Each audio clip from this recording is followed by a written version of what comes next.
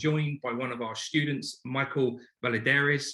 Michael's been with us just coming up to a year now. And the reason we actually both wanted to do this video is I kind of want to give some insight into, we get a lot of the how long does it take question, you know, how long will it take me to get where I need to be? And it's an impossible question to answer. And I want to just kind of give you some reality to that, because everybody's journey into this profession and ultimately to success, and there's obviously, again, different ideas of what success may be. Let's just talk about it from the perspective of cash flow, whatever that might be. Everybody's journey to that point is different because everybody is unique in what they already know, right? Everybody's unique in the way that they apply themselves and how they learn. And all of these different things go into that sort of melting pot that really kind of come together to, are we going to get where we want to be, or are we not? And if we're not, what is it we need to start working on? So I wanted to focus on that reality, and Michael here's been going through that reality, definitely sort of come out the other side of that, I would say now. But the journey's not over, and that's the point. It's a journey. You never really finish that evolution of growth, which is what is required to get to that success. So Michael, welcome. Thanks for your time. Just before we kind of got into this recording, you were just explaining, I guess, the journey into loan brokering. You were in the Marines, right? You retired from the Marines. There was a period of kind of decompression in terms of, I guess, that reassimilation, isn't it? To have from that world into another world. Kind of let's pick it up there and let's just talk about, okay, what happened when you got into loan brokering and kind of the journey since then to today. Yeah, you know, everybody's journey is different, and I took a couple months off and did some research on what I could do from home, because I knew I didn't want to work for anybody else. You know, so I started my business from scratch, loan brokering, set up relationships with lenders. It was tough the first couple months. You know, I didn't know the marketing portion. So I knew I needed a little bit of help there, and got involved in one program and almost got involved in another. You know, and it did somewhat help, but it just wasn't giving me the, you know, I wasn't getting the results that I was looking for. So, you know, on my own, it did take me about 7 months before I funded my first deal. But, you know, hey, it paid off, you know, so I just kept on going. And, you know, it's just, I just, you know, have that desire to succeed.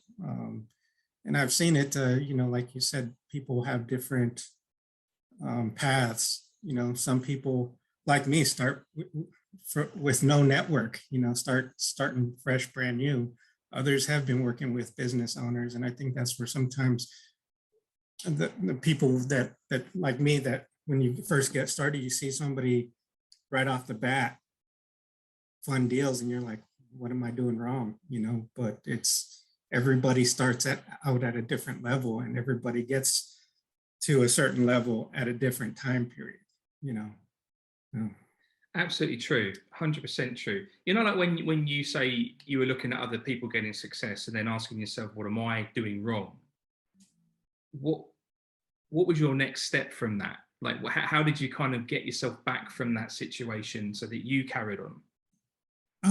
It was more looking at what exactly am I doing? You know, am I putting forth the effort? Am I making the calls? Am I reaching out to people? Am I, you know, at first I didn't have goals. You know, and when I mean goals, like daily amount of people that I need to reach out to on a daily basis to build up my pipeline, you know, so I break my goals. You know, that's one of the things I learned from Ion Capital Solutions, is to break everything down to get to where you want to be. What is it going to take on a daily basis and show up on a daily basis, you know? So it made me more effective in generating organic leads. I think, yeah, I want to sort of touch on something there, because we always, you know, it's so easy to be overwhelmed, isn't it? Especially when you don't know what you don't know. There's all this information, you know, and you're looking at other people getting success and you're thinking, hang on, it's not working for me. And it's really difficult, I think, sometimes to find answers, because you don't even know what questions you should even be asking to get the answers. A lot of it, especially when you're starting out, right? It's just an emotional ball of like, you know, what do I do? How do I make my money here? And as you said there, that the trick is, and we teach this, guys, is to break everything down into daily tasks, right? Any outcome anybody ever wants in life can actually be broken down into steps, because otherwise we wouldn't get there. We would never get these outcomes that we want if there wasn't something happening. Now, most of the time we're over that way, you know, all of these different places, but as long as we're moving forward, we will get there, right? But Michael, from your perspective, what do you think then, from having them broken things down, has been the trick to actually then producing results? What's been the main thing that you feel you've changed to start getting results? You know, I make sure I spend specific time in my day. I have my day planned out. Do that on a daily basis now to ensure I have time for prospecting. You know, that's kind of the bread and butter of it. Even if I have applications in, if I've got something in underwriting, I know that I have to still set some time every day to make sure that I'm reaching out to new people, getting my word out, you know. And it just kind of, I had to remind myself of what I had to do on recruiting duty, you know, and leave myself on my own, because as a Marine recruiter on independent duty, you're on your own. And, you know, I just kind of had to be reminded of that, and having the support of ION, you know, makes it that much more simpler. You know, it's already hard, but, you know, knowing you have a back team support, if I have questions, you know, my account executive is there to answer the questions, so I don't have to go at it alone. Yeah, exactly that. We put a lot of effort into support, guys, because we understand that, you know, we've done this. I mean, your 7 month to funding your first deal was actually, it beat mine because I was 8 months. And you know what that journey is like when you don't have any support. And often, you know, again, you know this. Can you do this? Let's ask the question. Can you, based on your experience now, learn and master this profession so that you're profitable by watching videos? No, you have to do it. You have to do it. I mean, you can watch them, you can read, but it's just going out there and doing it. And if you make a mistake, oh well, half the time the people don't know. You know, you just go out there and do it, and that's how you learn. You don't worry about trying to be perfect, and don't rely on that one person that says, "Hey, yeah, I'm ready to get a loan," you know, because something may happen. They may not have the score that they say they have, you know.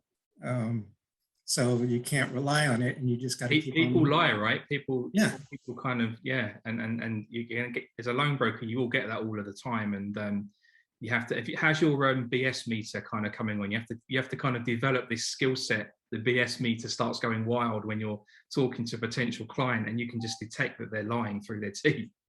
Yeah.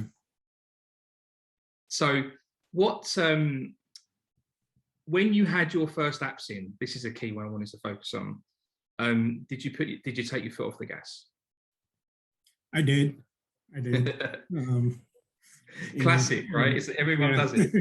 You put this work in, right? You're trying to work out what the hell you're supposed to be doing to make it work, and all of a sudden it starts to work, and these apps start to come in, and then we cruise. We kind of take the foot off because we've done this now, you know. And that's when the second stage of learning, to what Michael was just saying, comes in, where people don't tell you the truth. You can have what looks like an amazing deal at the beginning, doesn't mean it will fund. All of these different things that come into play. And the biggest lesson you learn from taking your foot off the gas, having got a few apps in, is that you can waste 12 weeks and still not make anything, you know. So what's the real key to this? Back to what Michael was really alluding to earlier, there is it's the consistency of the daily objectives. It doesn't matter what is happening, how much you've got going through the pipeline, how many deals are going to fund that month. If you take your foot off your daily objectives, your daily tasks, the wheels stop turning. And until you've got a big enough client book where you've got repeat business coming in, you've got referrals coming in, you've got clients that are now scaling because you've done a great job and they're giving you more deal flow, you cannot afford to stop the daily work rate. Because what will happen is, and you'll get to this point, Michael, there will be an evolution. of what you do daily. And there'll come this point when all of a sudden you're just fielding so much inbound inquiry for the work that you've done to get to that point, that you no longer have to keep cranking the wheel. You can start scaling it just literally by leveraging your client book. And that's the way to do it. You don't need to spend a bunch of money on leads and all of these different things that a lot of other people promote. You don't need to do that. And Michael's actually experiencing that right now. So, and let's touch on that. I mean, you're doing it. So what I've just said there, can you see that that's an actual realistic outcome from the work that you're doing right now? It is, you know, and I did buy exclusive leads, you know, with quotes around it a while back, and I just wasn't even ready for it, you know. And then half of them, the people never answered. They never responded to emails, no matter how many times I called them, you know. So, but yeah, I've, you know, just this week I've had three equipment applications. One of them is about ready to get funded. You know, and those are people that I have a whole bunch of referral sources that send me deals, you know, and I'm starting to see the effects of building relationships long-term with people. And I'm doing the same, I'm doing the same thing in the investment world, you know, with real estate investors. Just the other day, I had a guy that I messaged back in March this year.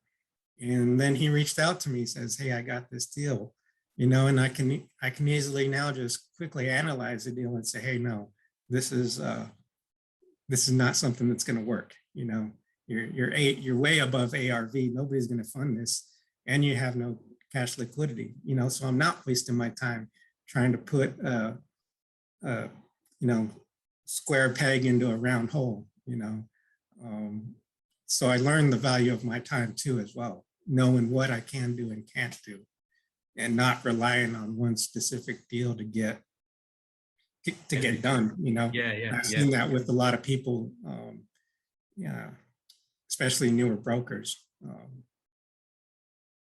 It's a classic mistake, and I'm glad you highlighted the time thing as well, because one of the things, this is why I like to do these videos, we don't focus on, you know, how much commission's coming in and all that, you know, who's driving the Ferraris and all that stuff, because, you know, there's a practicality to achieving success, and you're hearing it from Michael, the stuff that he's going, it's not been plain sailing. He didn't get there in 12 weeks. He's got there because he's doing the work, and he's committed to his end goal, right? And so, as I said before, it doesn't matter if you zig and zag left or right, you will get there. The speed of which you get there is really just down to you as the individual and how much you really want it. That's the other thing, you know.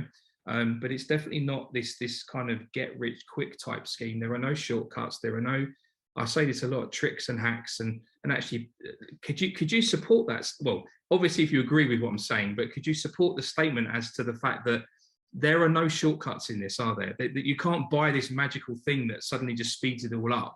The gimmicks and stuff don't work. No, they don't. You know, it's just going out there and doing it. You know, doing the daily tasks. And you know, there's days where I don't make it. You know, make my daily goals, but I know that, hey, the next day I'm going to do everything that I can to make sure that I do. You know, and for me, if I don't make them during the week, well, I guess I'm going to make it up on the weekends, you know, and you know, half the people aren't doing it, so I might as well, you know. Yeah, 100%. And that's a brilliant mindset as well, because it's having that discipline to keep yourself accountable. Because again, how many people, and I can guarantee there's quite a lot, like might miss a day, but then, oh, well, I've missed the day. And they don't make up for that day lost, you know. That's the beauty of this profession. You don't have to be like, you know, Monday to Friday religiously every day at the same times, but you have to be, you know, focused on the work. So whether you double that up one day, that's okay. Like to Michael's point, if you did it on the weekend, that's okay, but you need to do it. The consistency of that is the key to success. That's what gets you funded deals, and that's what builds you the business. And then the other point, so what Michael said just again, is it's just relationships, guys. Like most stuff out there doesn't really teach this anymore. Relationships. And I've lost. I mean, I can't remember the last program I've looked at that even talks about it. You know, everyone's talking about the shiny objects, the things you're supposed to use or do to get these results, but that's just stuff, guys. people have always bought from people, and that's never changed, no matter what technology says it's now able to do. It's a people business, and you've got to really grasp that fact. Like, if you aren't good at conversing and engaging with people, Michael, what's going to happen? You're not going to talk to people. You're not going to learn. You've got to talk to them to learn. And that's one thing I learned is that when I reach out to people, so what?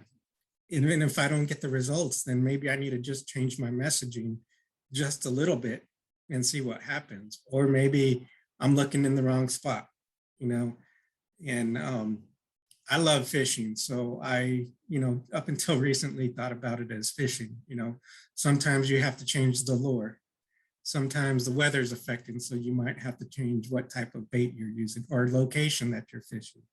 I see it as the same thing. And that's kind of, when I get that fish, it's like, oh, good, now I'm ready for the next one. I got to find the next one. So that is what kind of motivates me, is like, the thrill of finding the next deal,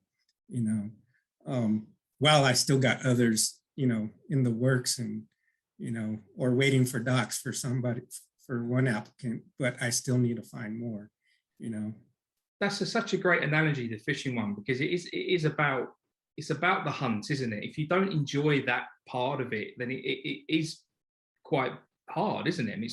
You're doing something that you don't like, so therefore you're not going to get results, right? You've got to enjoy the hunt piece, and then when you finally capture the prize, as it were, the feeling that gives you as well, it's like there's nothing like it. When you hook the client and you've got a good one and it actually funds, I mean, that's the best thing in the world.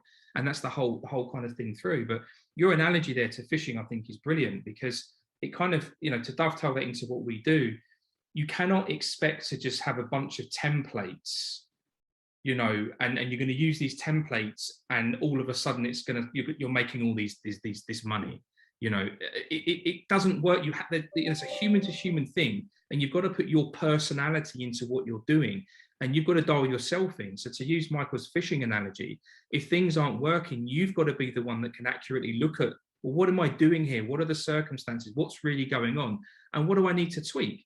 Now, if you're on your own, that can be a very long, painful process, because you don't have anybody to lean on that can give you any answers. If you're in a program, I'm not even talking about ours, but if you're in a program that's providing you support from people that are doing the very thing that you're doing, you get answers like that, because it's 9 times out of 10, the people that are doing that support have been through what you're going through right now, and therefore know how to dial yourself in. Michael, can we talk about something I dear to my heart, mindset? What are your thoughts on the mindset and how we are mentally kind of prepared each day to do what we need to do? There's one thing being consistent, but how do you deal with the mindset piece as well?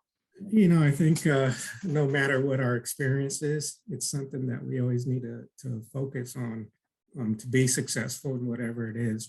I had to do it as a Marine, and I had to relearn it in a way, in the civilian world, because life events happen, and sometimes it gets you down. There's been a couple months this year where life events have gotten me down, and it's just about figuring out, hey, what do you really want? What is it that I want to do, and what is it going to take for me to get to there, to reach my end goals for me? That's one of the biggest things I learned recently, is I got to do it for me, and how being a loan broker is going to complement my life goals. Yeah, amen to that. That was in our last mindset session, wasn't it? Yeah. Okay, so that was a kind of a breakthrough moment for you. I didn't know that. Yeah, and you think somebody that's been in a combat zone should have mastered mindset, but it goes back to, you have to have the training. You have to be willing to always learn and always improve in all aspects, whether it's mindset, whether it's marketing, learning how to communicate with people effectively. So that's one of the reasons why I like the clinics, because if I feel that, hey, I might need a little bit of help, or ideas on lead generation or on mindset, say I'm having a bad week, let me just get into the mindset clinic to kind of refresh my memory or hear it from a different perspective. That's helped me a lot, or, sales. If there's I'm getting the trend of the same objection, then, hey, how would you guys handle this? So it's not just me trying to figure it out. I've got the support of the team and the other affiliates who are on the call to bounce ideas off.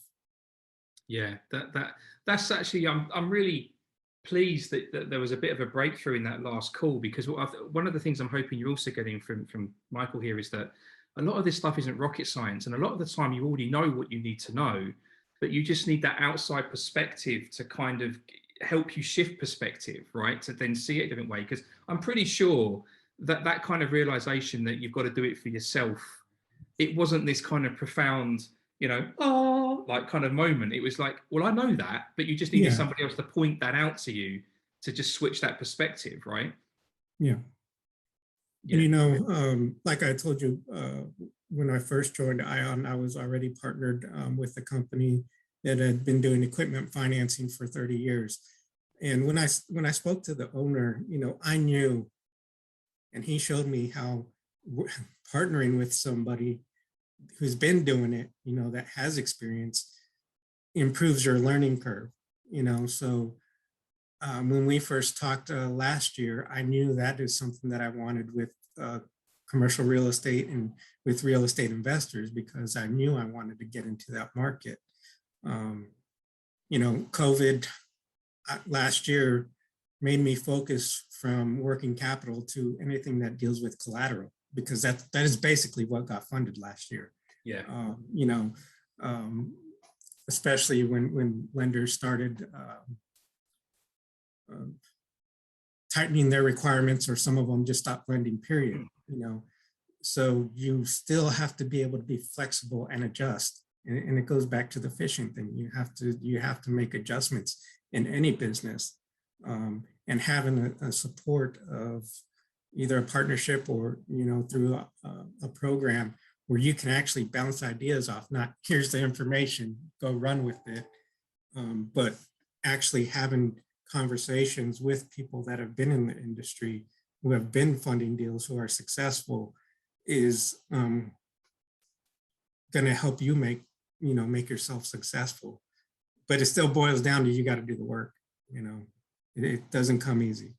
100% correct. Yeah. And it doesn't, I don't want to, when Michael said it doesn't come easy, we don't want to sort of put anybody off at this, but it's that kind of, it's a classic thing. Anything worth having in life takes work, right? And work is work. It's not meant to be easy. It can be fun, but it's not easy, right? And so there's two elements, and hopefully you're getting this from what Michael's saying now. It's not just about you building your business and growing your business. There's a lot of personal work that has to happen, personal growth that you've got to go through, and analyzing. And that's not all going to come to you at once, because again, you don't know what you don't know. So until you're starting, like again, Michael's point, you've got to get out there and just start doing the work. But until you do that, you aren't going to realize where you need work, right? And then when you need, that's where you then need to start focusing your time. It's not necessarily on the things that you're doing. It's the personal stuff. And again, correct me if I'm wrong here, Michael, but certainly for me, it was the personal work that actually helped me get success. It wasn't the stuff I was doing necessarily, or doing more of it, or being more structured. It was the fact that I started to realize where my shortcomings were, and I focused on solving that problem. And that just kind of dovetailed into like the stuff, the things that I was experiencing, the deals coming in.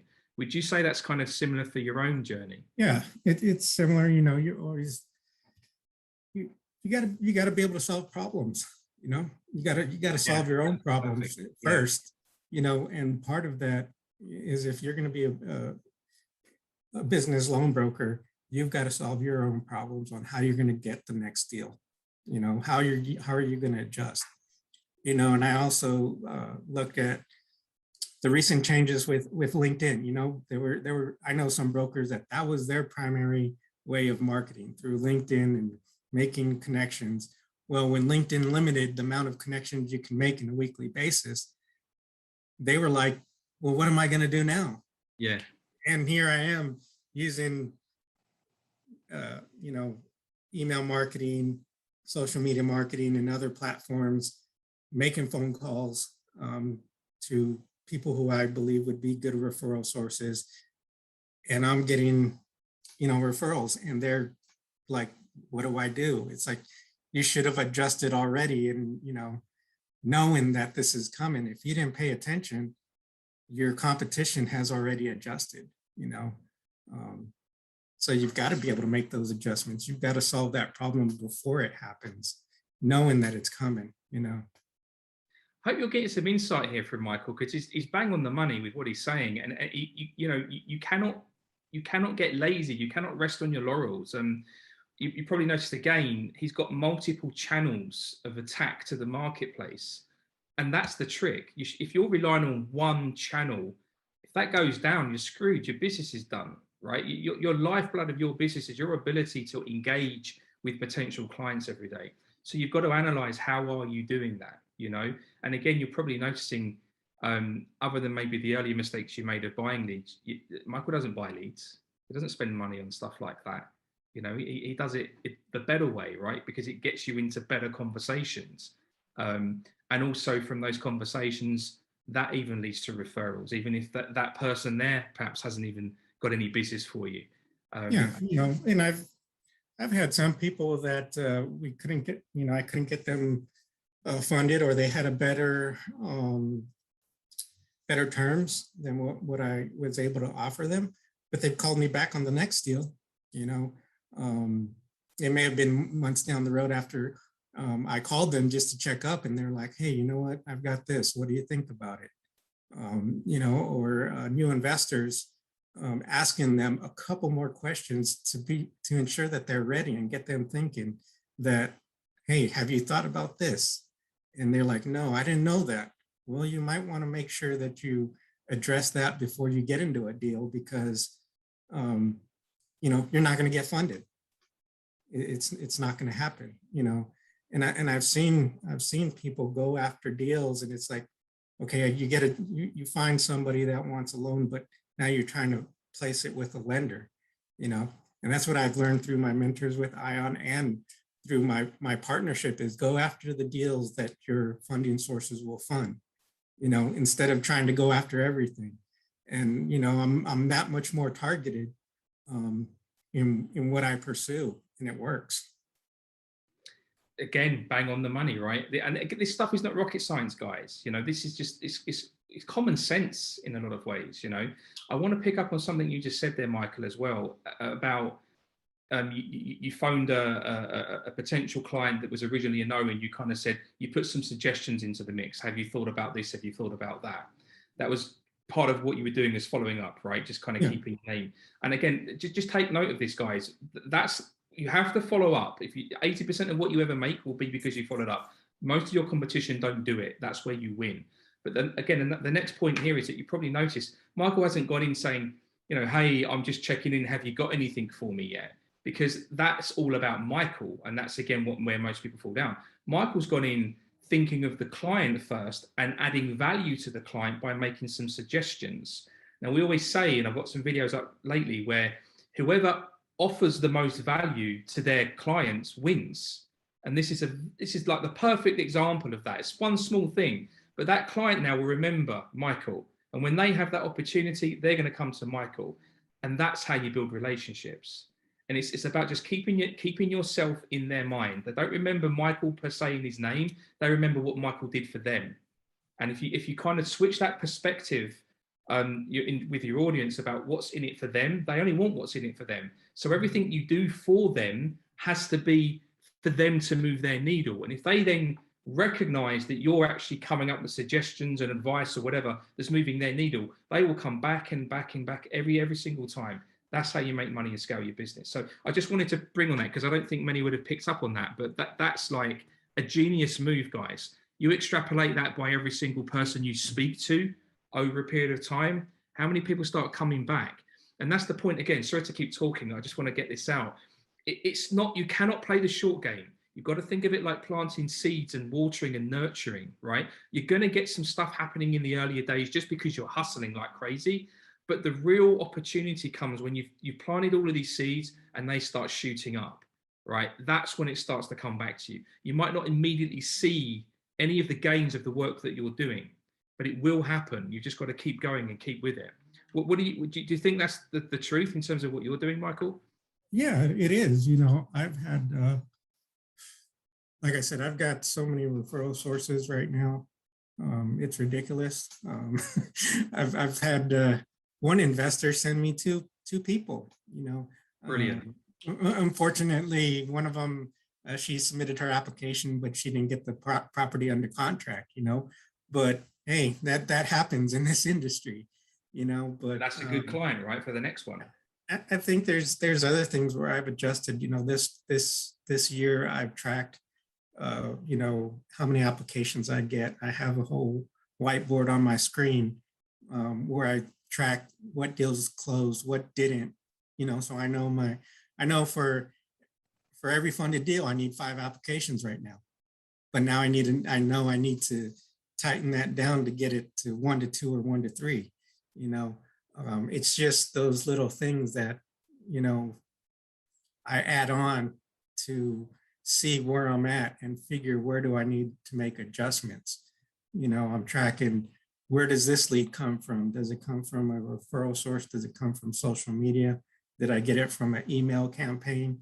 And, you know, if I did get the email, where did I get it from? You know, to figure out what is working and going back and analyzing the data. You know, brilliant. I've even got an access database that I made because I knew I wasn't tracking some of the connections on social media that, you know, hey, I had a short, quick conversation, but I didn't follow up until I clicked on their name, you know, and it could have been 3 months down the road. And I'm like, oh man, I should have, you know, reached out back to them.